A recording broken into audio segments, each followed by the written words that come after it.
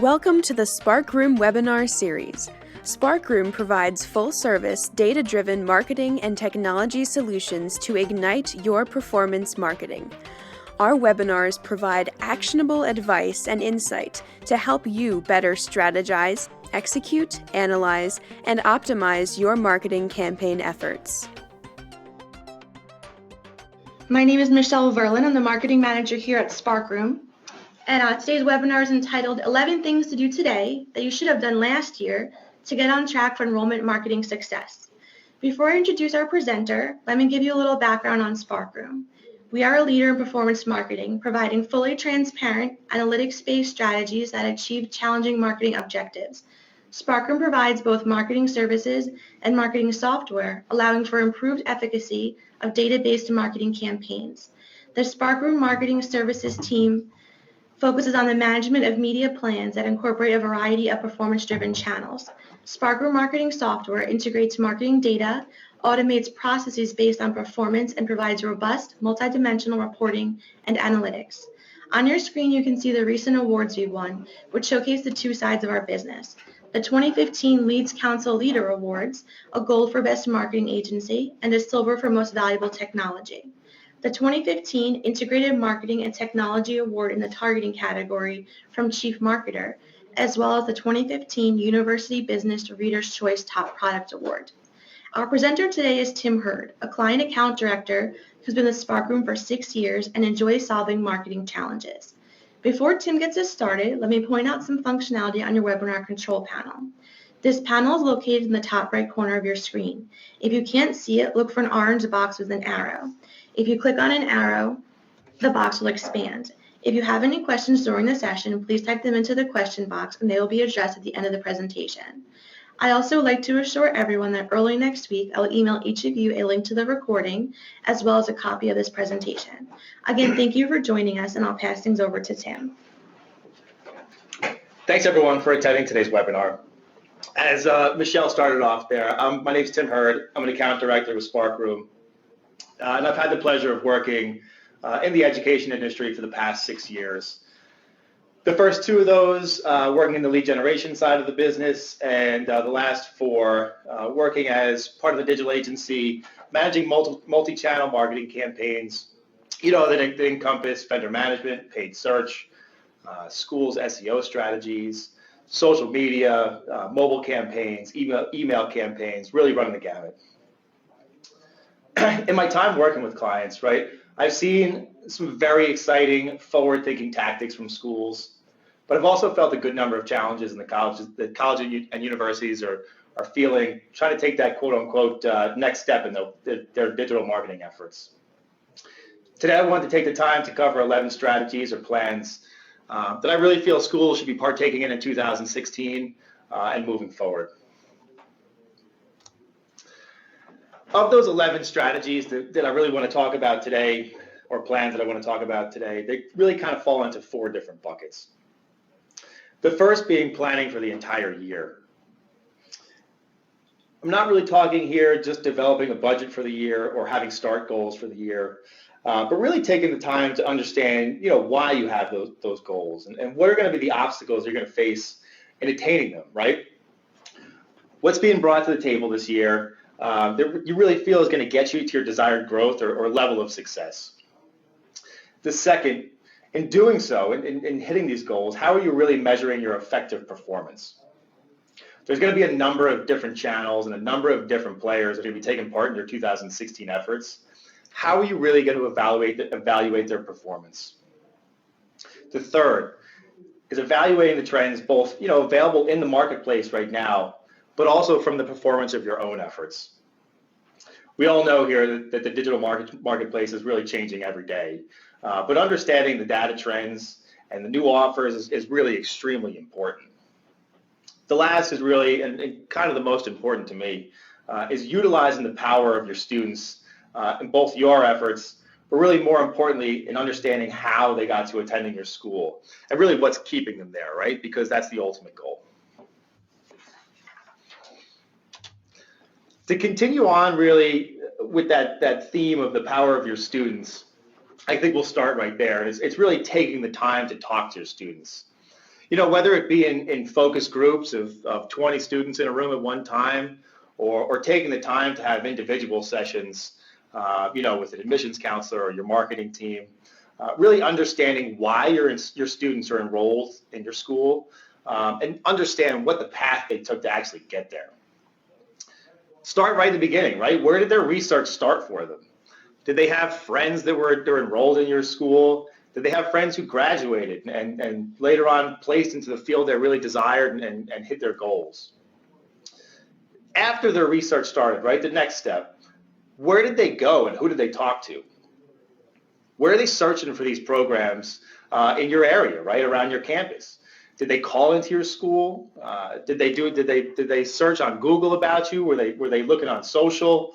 Or did they just go and fill out a lead form either on your website or through a third-party vendor to get more information about you? All these pieces of information is really going to help you develop the marketing plan to reach your desired potential student throughout that funnel, right, as they're making the decision to apply and ultimately attend your school. To finish here, speak with your graduates. Understand what makes a successful student, and understand what helps them along that path to graduation and placement, because that's really, why these prospective students are looking to go back to school, right? They want to further their career, and then they need to understand how you're going to help them do that, and what the outcome is going to be for them.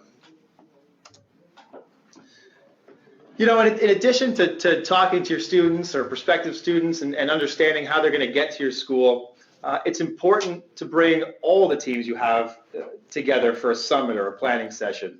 And I'm talking here both your in-house teams, your external teams. They're all really going to benefit by hearing the direction of your 2016 marketing plans. There's a number of players that are going to have a hand, like I said, in the success of your 2016. And these are not limited to, but including creative, branding, performance marketing teams, admissions. They're all going to have a hand in the success of your campaigns. For a performance marketer to be able to hear the direction the school is taking for the year and hearing the messaging for the year is immensely helpful. Also, knowing the type of offline marketing that's being carried out, the TV messaging and the spots that you're going to be putting up, and also knowing the schedule of those messages is really going to help the teams know when to focus on certain digital campaigns for optimal results. So if you have a TV spot going out, you may want to push on your paid search campaigns just because it's going to be front of mind with people, and you really want to drive home that and move them along into filling out a lead form. Admissions, or possibly the call center that you're using, will be able to use be able to plan for the number of leads that are going to be sent to them. But they're also going to know the type of prospective student they're going to be communicating with. All parties are going to be well equipped to understand how much information that prospective student has gathered, how far along that enrollment cycle they've made it, what other schools have they talked to, what programs are they looking for, where have they gotten their information, and so on and so forth. And in turn, your team, who's going to be speaking with those prospective students, is really going to have the information needed at their fingertips to help them with the decision that prospective student is going to make to actually attend your school. The last and another really important part about bringing all these teams together in a summit or a planning kind of synergy session is you're going to be able to share all the responsibilities and, more importantly, the expectations of each of these teams. Right, so everyone's going to be in that room and everyone's going to know their part that they're playing, and what your 2016 plan is, and how they're really going to play their part in moving that forward. So as we all know, digital marketing campaigns and really offline marketing campaigns are going to change every week. I mean, quite honestly, they're going to change every day. But laying the groundwork of achieving your goals for 6 months from now is really going to allow all the teams that are working on your campaigns to be nimble. The student journey is, as we all know, it's not short, right? This is a long, long process from first touch point to, say, a program search to ultimately enrolling in school. It could and will take many months, right? So using cycle time, right, is going to allow you to really work backwards to develop a marketing plan. Let's take a September start for an example. If your school has a cycle time from filling out a lead form to actually enrolling in school of, let's call it 45 days, your call center or your admissions team is really going to need to be speaking with prospective students in the middle of July, right? So that's where that process starts. But to get those prospective students to be aware of your offerings and really want to start talking to your school, there's going to have to be awareness campaigns in place. And let's call that awareness phase and education phase for the prospective student. Let's call that, on the short end, let's call it 45 to 60 days. In those 45 to 60 days, they're doing searches, they're seeing ads about your school, and ultimately filling out a form and speaking with a counselor. But that means this life cycle, in this example, is going to have you, executing an awareness campaign, say a display campaign or a television campaign, radio spot, sometime in May at the latest, right? So again, by having this plan in place, you'll be able to target prospective students with the correct messaging at the right time. Here's a big one: maximize the performance of your website, right? Utilizing your website and maximizing it and continually looking at it is always going to pay dividends. It's not a quick process, right? You're not going to see overnight successes and changes to your lead mix and get all your leads from your website. But taking the time to regularly improve your website, whether it be through the low-hanging fruit of technical fixes, say broken links, sitemap fixes, and those kind of things, or taking the time to implement a robust content strategy to improve the rankings of, say, specific keyword searches is really, really going to pay off in the long run. And we all know that because to drive down your overall cost per enrollment, you need to start getting some of these leads in first party to your highest converters, and that's normally going to be your website. Specifically focusing on the content of the website. Make sure you're keeping your messaging conversational. Let your prospective students find the information they need and digest it in a medium that they're really going to be able to understand. There's good information out there at all schools, whether it be from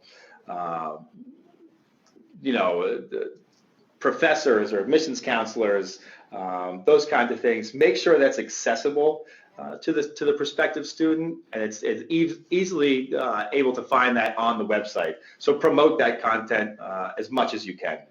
Really, the most important thing, going back to it though, is really utilize the testimonials and the content from your students. The students that may attend your school in the future, they really need to hear the success stories of those attending your school right now, or those that have graduated from your school, as we've said. One way of doing this is promoting videos of your students speaking about the school, right? Or promoting videos of them attending classes and how the classes are actually working. That's really going to have a positive impact and resonate with your prospective student base. Even better, really, the testimonials is talking to your alumni, like we said. How did your school really set them up for success, and what have they done once they've graduated? What have they learned what they learned while they were at your school, in your classrooms, and those kinds of things that they've been able to apply to their professional life? What's the positive impact that your university or college has had on their life? What have they really taken away from that? It really helps to keep these kind of messages, and it's important to focus on keeping these messages as program specific as possible. So, if your school offers, say, a business program, a communications program, and a medical program, really make sure to take the time to create these kind of testimonial campaigns for each individual degree or program, rather than just the school as a whole, as it's going to be more of a direct response and a direct feel to the prospective students searching on those things. There's actually a blog post up right now on the Sparkroom website that shows that a number of really cool college and university advertising campaigns. Of the 10 that are referenced in that blog post, 6 of them actually focus on messages from students and alumni. And there's a reason for that, right? It's because it works. What better source can someone looking to go to school have, trying to make a decision on the school they want to attend, than hearing success stories from someone who graduated and has a great job to show for it and is really happy with what they're doing right now. So it's really important to have individual goals for each of the different channels that you're working in. and evaluate them that way. But really calculating your effective metrics on a holistic level is really going to help you make decisions on each channel, each channel's effectiveness. So I'm not saying don't have your PPL goals, don't have your PPC goals, and so on and so on, but make sure you have an effective cost per action that you want from your overarching marketing campaigns. It's really going to help you make decisions. I'll give you, for instance, a display campaign at the top of the funnel. It's really not going to be a lead driver for you, right? People aren't going to click on that to a landing page and fill out a form. That's not really the purpose of it.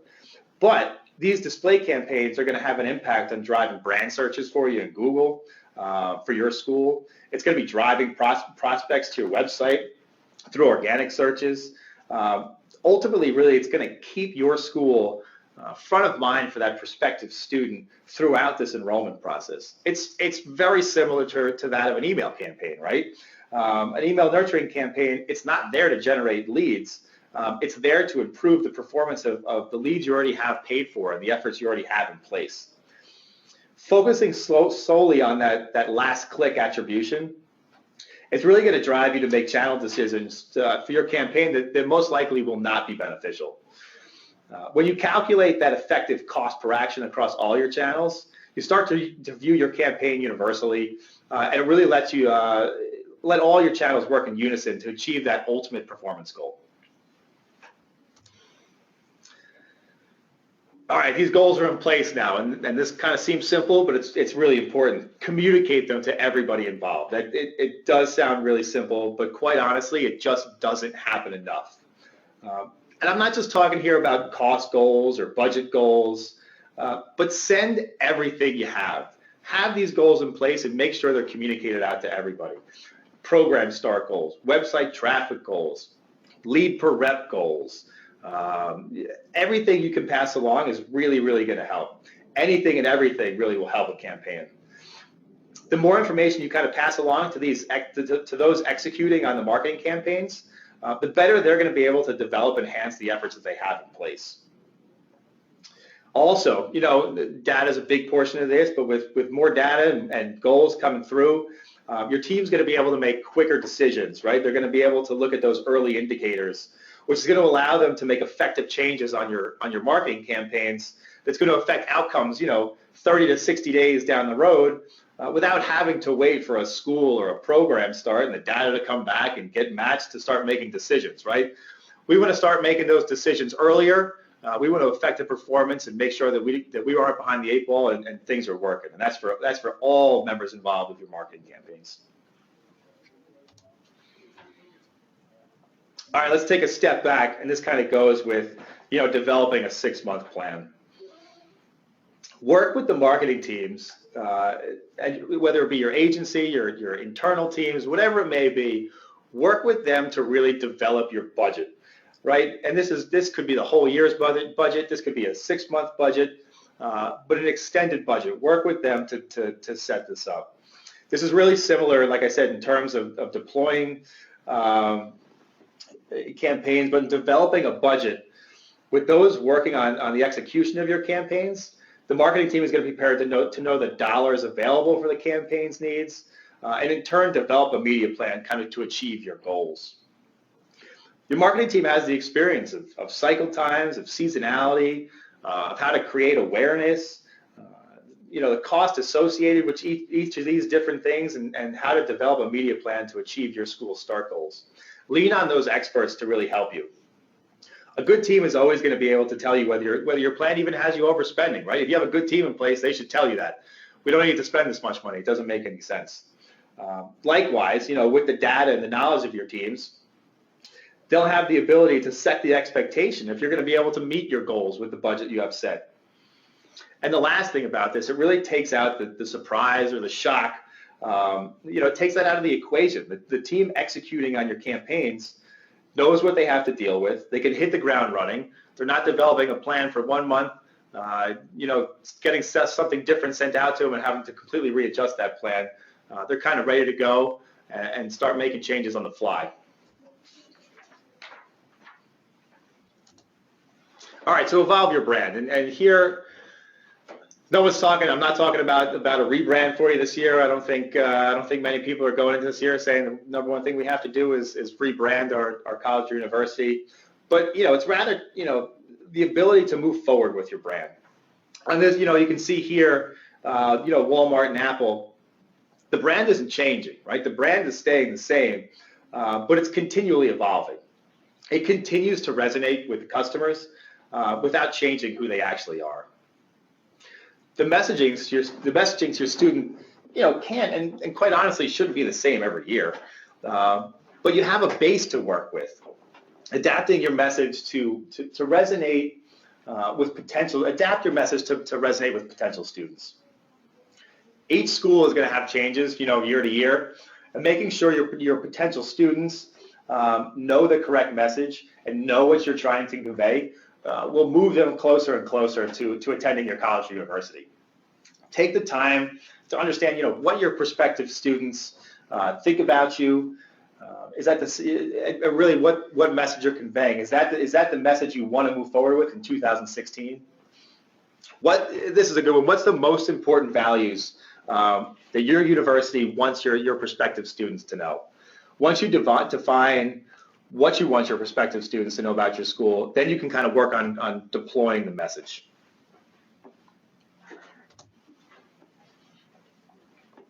So marketing mixes, or the mix of your marketing campaigns really needs to change constantly. But taking the time to look back at the changes from each year and understand why those changes were made each year. Really take the time to understand that, how your mix affected your bottom line performance. And do this by looking at your past data. You got to see whether certain channels were removed. When these channels were removed, how did it affect performance of your remaining efforts, right? This is really going to help you move forward with your 2016 plans. It's going to show you how testing really improved performance, and then how you move forward with some of those testing campaigns that you ran, or tested campaigns that you ran. Another thing it's going to let you do is going to be able to determine if the channel efforts you were actually working with were being deployed effectively. And the changes that need to be put in place if they weren't being deployed effectively, what changes need to be put in place so they are going to be effective? And the last is really just take the time to understand your trends. This is going to force you to see the direction the school marketing campaigns is really having and how it affected the outcome.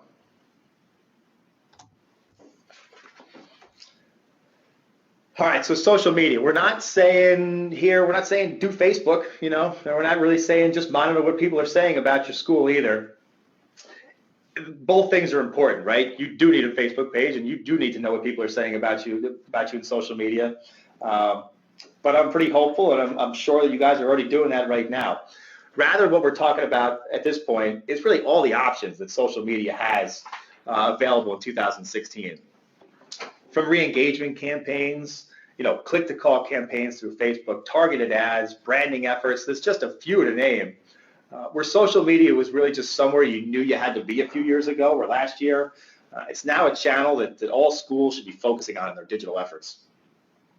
From what we've been seeing in our campaigns, social media is a cost-effective way to keep your prospective students engaged, to drive them back to your site, and even create new leads in a really cost-effective manner. Taking a step back to that blog post again on Sparkroom, on education advertising, you're going to see a University of Maryland alumni campaign on LinkedIn, and also an award-winning Facebook alumni page.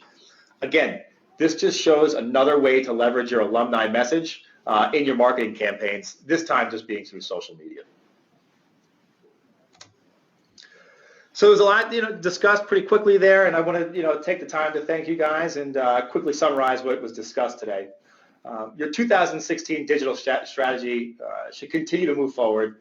And really, if there's just 2 points that you take away from today of the 11, it's really the power of your student and alumni's messages, and also looking at your efforts at a holistic level. Right? So students attending your classes and graduates have the most powerful message. And in the holistic side of things, there's a lot of moving pieces to get students in your classrooms, and a lot of moving pieces to get them graduating. Taking a look at how each piece of your marketing affects the outcome is really going to help the success of your 2016. Thanks again for your time today, and I'm going to hand it back over for Michelle. Thank you so much, Tim. Now we'll have some time to take some questions. So if you have anything you'd like to ask Tim, please type it into the question box in your webinar control panel. Again, if you can't see the control panel, look for the orange box with the arrow. Click on the box and the control panel will expand and you can type in your questions. Just also letting all of you know, we're going to stop showing our screen briefly while we go to the questions, but we're still here.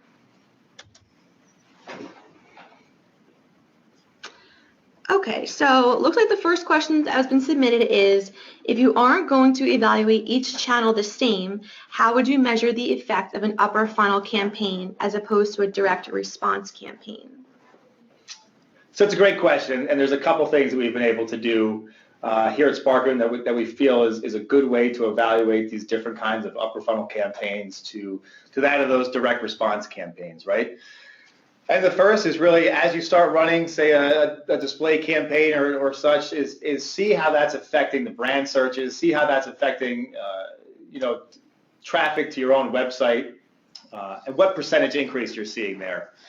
The second thing we were able to do is actually track back by doing kind of an A/B test on, developing a lookalike profile to target through display campaigns, and only deploying that to 50% of that group. What we were able to do from that is once we started getting data back as far as leads, applications, enrollments, and starts, we were able to track back the actual performance jump we had in those. And quite honestly, for a campaign like this, for an upper funnel campaign, we saw that leads were up 50% or 33%. We saw that the start rate was up 11%. So taking the time to both look at impressions for your school, traffic to your website, and then tracking it back to the data you have is the way to go with it. Excellent, thank you so much. Our next question is, are there any ways to market effectively if you can't get synergy across all of your teams? There absolutely. I mean, there definitely is ways if you can't get synergy across all teams, and that's really starting up top, right? So you have to have the same message going out to all teams, right? You can't have a broken message. One certain message going out to your performance marketers, one certain message going out to your branding team. You kind of have to be able to take all that information back in, what you're hearing from all your teams, and kind of deploy that out in a similar fashion so everyone can understand it, right? As you take that feedback from a certain area, make sure it's pushed out to the other teams you have, so everyone's kind of dealing with the same information. Okay, so if your budget is very small, what is the most important thing you should do? It really depends on what your challenges are, right? Everybody's got a different budget. If your challenge is creating brand awareness, then really you should focus on those upper funnel kind of campaigns. If you are, if you're looking to grow your base, introducing an SEO strategy, which is fairly cost effective, pulling in some social media to that, and then starting to do some targeted paid search is really going to pay dividends for you. But no matter what the budget is, depending on what your real challenges are, I think that's where you got to start. What am I really looking to do? What does my school and my marketing efforts look like right now? What are my goals for 6 months from now? Is it to grow a student base? Is it to create awareness for 6 months from now? Start at the top. Understand what your challenge is and what your goal is, and then decide on the different channels, right? And then the team or the agency you're working with, once they understand those challenges, will be able to put together the right digital campaign for you. Okay, so would you recommend including affiliate pay-per-lead marketing at all in your campaigns in 2016? Yes, I think affiliate marketing campaigns always play a part in what we're doing in the digital space. They're extremely important, and the good thing about affiliate marketing campaigns right now is affiliates are getting smarter, right? They're progressing in what they're doing on with their campaigns. So while there's going to be a mix, there always has to be a direct response portion to it. So first-party traffic is going to be extremely important, right? Creating awareness is going to be extremely important. But once you've created that awareness, these people have to find some place to actually fill out their information and in turn speak with somebody. So paid search is going to be a big part of this, and an affiliate portion is always going to be a part of it, just so those people can find your school, get their information to you quickly, and you'd be able to call that. It's all about creating a whole digital media plan, and that's where the effective, holistic, say, cost per enrollment comes into play. Because you're going to work that in with your start goals, create that media mix that's going to drive you the right amount of leads and ultimately the right amount of enrollments at the right price. Okay, so can you talk a little bit more about the videos for your social media on your website? You had mentioned starting testimonials in May, hoping for having responses by July. Are there other good times you should do that besides that time frame? And how do you evaluate the effectiveness of those videos? Absolutely. So what you want to do, and there's a couple ways. I'll start with when is a good time to do this. Really, look at your start calendar, right? When do you have starts and what programs do you have starts for? Then you can kind of back in to say, all right, 4 or 5 months and continue on. I need to start some of these video campaigns and make sure I have fresh material out there. But it's also important to continually build on the video content you have, both on your website, but also YouTube and those kind of Facebook and those kinds of things. Continually improve that. So don't put it out there and then take it down. Continually have it out there so people can be finding it. And the second, Michelle, remind me what the second part of that question was there? The time frames. Well, that was the time frames is really, it's dependent on when your starts in. That really comes down to that. Yeah, and as well as also on the effectiveness of the videos. Sure. So effectiveness, really, you can see if you're going to be placing videos on your own website, you can be looking at, traffic to those pages. You could be looking at bounce rates. You really want to make sure that people are hitting those pages, that they're actually located on, that they're ranking well. I mean, videos in SEO is a great way to rank very, very high. And then once you have those videos up, is really is checking on the performance of the other channels while they're up. So in the time frame that you put up, say you have a new campaign that you have student testimonials going up about why your business program was great, right? So you're going to want to be able to take a look and say, all right, well, my paid search impressions now on my brand terms in business and people filling out forms for business is X, whereas before I had this video campaign up, it was less that, and kind of looking at it that way. Okay, great. Now, when you said during the presentation, let the experts be the experts, especially when it comes time for budgeting, but aren't the experts always just going to ask for more money?